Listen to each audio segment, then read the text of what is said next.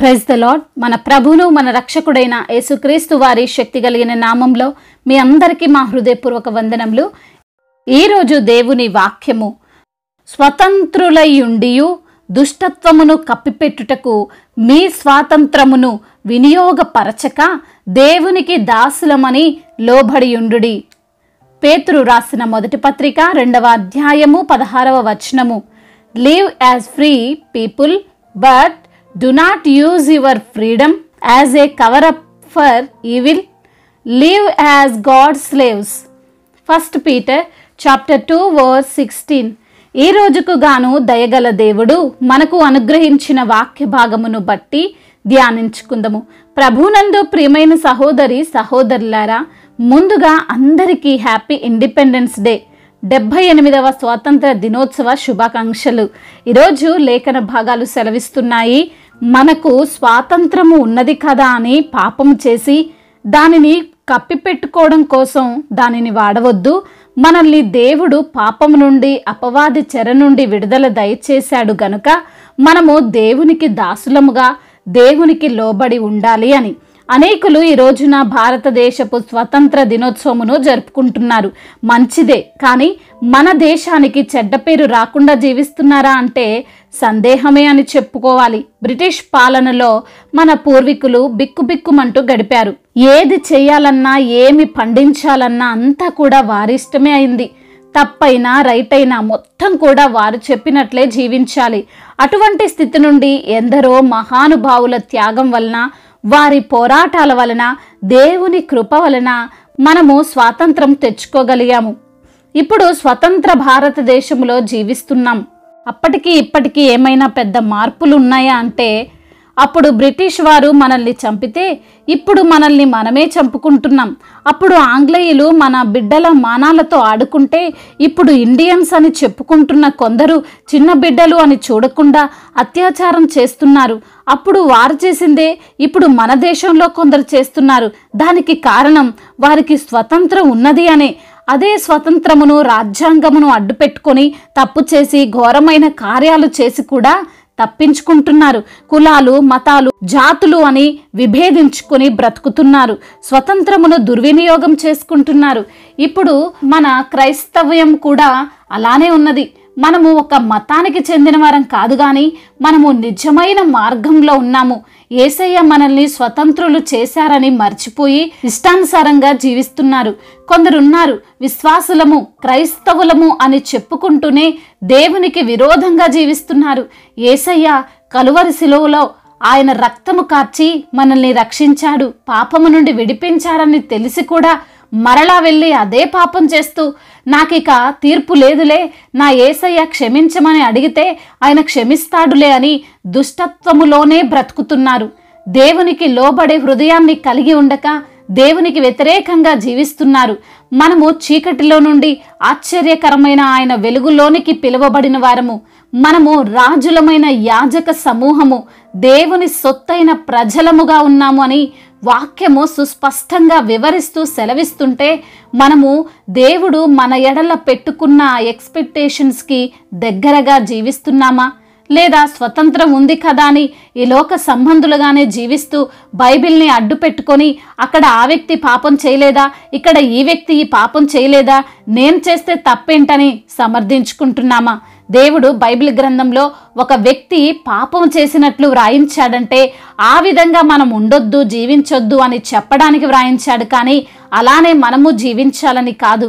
కాబట్టి ప్రియమైన సహోదరి సహోదరులారా, మనము ఆత్మకు విరోధముగా ఉన్న శరీరముతో పోరాడడం నేర్చుకోవాలి. శరీరం ఏ పాపం చేయమంటే ఆ పాపం చేసుకుంటూ పోవడం కాదు, కానీ దేవుని వాక్యము ద్వారా వాటిని జయించే వారముగా మనం ఉండాలండి. ఈ రోజున ఈ మాటలు వింటున్న ప్రియమైన సహోదరి సహోదరులారా, మనల్ని చూసి అన్యులు మార్పు చెందేవారిగా మనము జీవించాలి, కానీ మనల్ని బట్టి వారు దేవుణ్ణి, పరిశుద్ధ నామాన్ని అవమానపరిచే విధంగా జీవించొద్దు.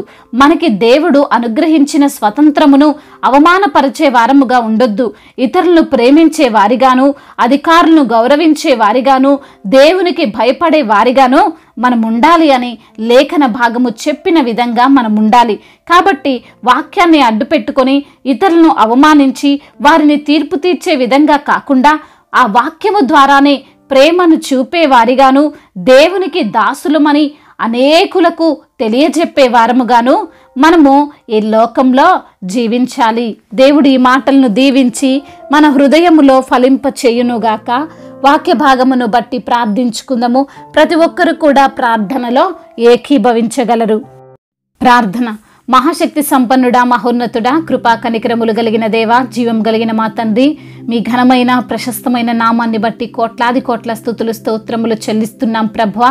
అవునయ్యా, మీరిచ్చిన స్వతంత్రము అయా మమ్మల్ని పాపము నుండి ఆ చెర నుండి విడుదల చేశారని, అయా మీకు దాసులముగా ఉండి మీకు లోబడి ఉండి అయా మీరిచ్చినటువంటి స్వతంత్రమును వినియోగించుకోవాలని తండ్రి వాక్యము ద్వారా మీరు మాతో మాట్లాడారు. అయా మాకు ఇష్టమైన కార్యాలు మేము చేసుకుంటూ అయా మాకు నచ్చినట్లు మేము జీవించకుండా మీకు ఇష్టమైన బిడ్డలుగా మీ యొక్క నామానికి మహిమకరముగా జీవించే బిడ్డలుగా మేము ఉండాలని వాక్యము ద్వారా సూటిగా తేటగా స్పష్టముగా మీరు మాతో మాట్లాడి మమ్మల్ని బలపరిచి ఆదరించి సరిచేసిన మీ అమూల్యమైన మాటలను బట్టి మీకు స్తోత్రములు. అయా ఎందరైతే బిడ్డలు ఈరోజు అనారోగ్య సమస్యలతో ఉన్నారో ప్రభా, అయా మరి తండ్రి మంచాన పడి ఉన్నారో, లేవలేని స్థితిలో ఉన్నారో ప్రభా, చూపు లేక మాట లేక కదలిక లేక ఉన్నారో ప్రభా, వారిని మీరు ముట్టండి. అయా జీవము కలిగిన దేవుడవు ప్రభా, అయా సజీవుడవైన దేవుడవు ప్రభా, అయా మీరు తాకండి తండ్రి. బిడ్డలకు తండ్రి సంపూర్ణ ఆరోగ్యమును దయచేయండి, స్వస్థపరచండి. మీ సన్నిధిలో సాక్షులుగా వారిని నిలవబెట్టండి తండ్రి. ఆర్థిక సమస్యలను కొట్టివేయండి. అప్పుల భారాల నుండి బిడ్డలకు విడుదల దయచేయండి. ఎవరికైతే బిడ్డలు అప్పు ఇచ్చి ఉన్నారో ప్రభ, వారు తిరిగి ఇచ్చుటకు సహాయము దయచేయండి ప్రభ. కుటుంబ సమస్యలు, కుటుంబ కలహాలు, భార్యాభర్తల మధ్య విభేదాలు, అన్నదమ్ముల మధ్య విభేదాలు, ఆస్తి గొడవలు తండ్రి, కోర్టు సమస్యలు, ఇలాంటి సమస్యలతో బిడ్డలు తండ్రి మరి వేదన చెందుతుండగా అయా వారిని తండ్రి సమాధానపరచండి, నెమ్మదిపరచండి, సంతోషాన్ని బిడ్డలకు దయచేయండి. కుటుంబం అంతా మీలో ఆనందించే భాగ్యమును దయచేయమని వేడుకుంటున్నాం ప్రభువా. అదే విధంగా ఉద్యోగము లేని బిడ్డల నిమిత్తం ప్రార్థిస్తున్నాము తండ్రి. అయా జాబును తండ్రి బిడ్డలకు వచ్చినట్లుగా సహాయము దయచేయండి ప్రభా. జాబ్ చేస్తున్న బిడ్డలకు ప్రభా ఆటంకాలు ఏమైనా ఉంటే వాటిని తీసివేయమని వేడుకుంటున్నాం తండ్రి. అదే విధంగా ఎందరైతే బిడ్డలు ప్రభా ఈ రోజున నా తండ్రి అయా గర్భఫలము లేక బాధపడుతున్నారో వారిని జ్ఞాపకం చేసుకోనండి. అయా మూసుకుపోయిన గర్భాన్ని తెరవండి. అయా అద్భుత కార్యాన్ని జరిగించండి. గర్భిణీ స్త్రీలను దీవించండి ప్రభా, వారిని ఆశీర్వదించండి. అయ్యా తల్లి బిడ్డలకు క్షేమాన్ని దయచేయండి. వారికి ఉన్న ప్రతి బలహీనతను కొట్టివేయండి. కావలసిన బ్లడ్ను వారికి సమకూర్చండి ప్రభా. అయా డెలివరీ సమయంలో మీరే తోడుగా ఉండి అయా వారికి తండ్రి బలాన్ని, శక్తిని దయచేయమని వేడుకుంటున్నాం తండ్రి. అదే విధంగా నా ప్రభువ అయా ఎందరైతే బిడ్డలు ప్రభా వివాహ విషయంలో మీ యొక్క సన్నిధిలో మొరపెడుతున్నారు నా ప్రభా, వారి యొక్క తండ్రి అయా వివాహ విషయంలో గొప్ప కార్యాన్ని జరిగించండి ప్రభా. అయా సాటి అయిన సహకారిని వారికి మీరు అనుగ్రహించమని వేడుకుంటున్నాం ప్రభా. అయా మరి తండ్రి ఎందరైతే బిడ్డలు నా ప్రభా ప్రయాణాల్లో ఉన్నారో వారందరినీ తండ్రి మీరు మీ యొక్క కాపుదలలో భద్రపరచండి. వారు చేస్తున్న ప్రయాణము సురక్షితముగా క్షేమముగా ఉండునట్లుగా సహాయము దయచేయమని వేడుకుంటున్నాం ప్రభువా. అయా బిజినెస్ చేస్తున్న వారిని దీవించండి. చేతి పని చేసుకుంటున్న వారిని ఆశీర్వదించండి.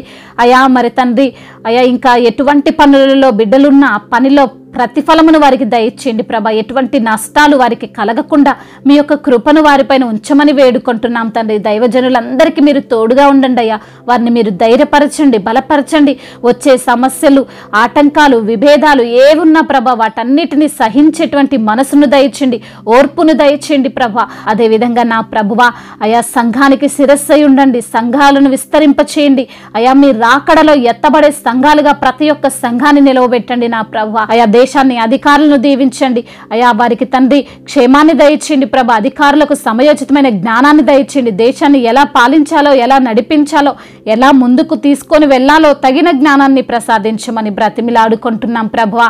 అయా మరి తండ్రి ఇంకా రక్షణ లేక, మారు మనస్సు లేక, మారక ఉన్నటువంటి బిడ్డల కొరకు ప్రార్థిస్తున్నాం తండ్రి. బిడ్డల హృదయాలను, బండ వంటి హృదయాలను మార్చండి.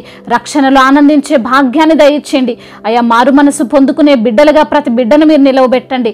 ప్రతి బిడ్డకు మీరు తోడుగా ఉండి నడిపించి బలపరిచి స్థిరపరచుమని మనాథుడు, సర్వశక్తిమంతుడు, సర్వాధికారి అయిన ఎబినేజర్ అయిన యేసుక్రీస్తు వారి నామంలో ఈ ప్రార్థనను అడిగి వేడుకొని పొందుకొని ఉన్నాము మా ప్రియ పరలోకపు తండ్రి. ఆమేన్. ఈరోజు పెళ్లి రోజు మరియు పుట్టినరోజు జరుపుకున్న ప్రతి బిడ్డను దేవుడు దీవించి కాచి కాపాడి మేలులతో, కృపతో మిమ్మల్ని నింపునుగాక. మీ యొక్క ప్రార్థన అవసరతలను మాకు తెలియజేయగలరు. మీ కొరకు మేము తప్పక ప్రార్థిస్తాము. మొదటిసారిగా మన యొక్క ఆదరణ వాక్యం చూస్తున్నట్లయితే తప్పకుండా సబ్స్క్రైబ్ చేసుకోగలరు. ఈ వాక్యం మీకు ఆశీర్వాదకరముగా ఉండినట్లయితే అనేకులకు కూడా ఈ వాక్యాన్ని పంపి మీరు కూడా దేవుని యొక్క రాజ్య సువార్తలో పాలిభాగస్తులు కావాలని దేవుని పేరిట మనవి చేసుకుంటున్నాను.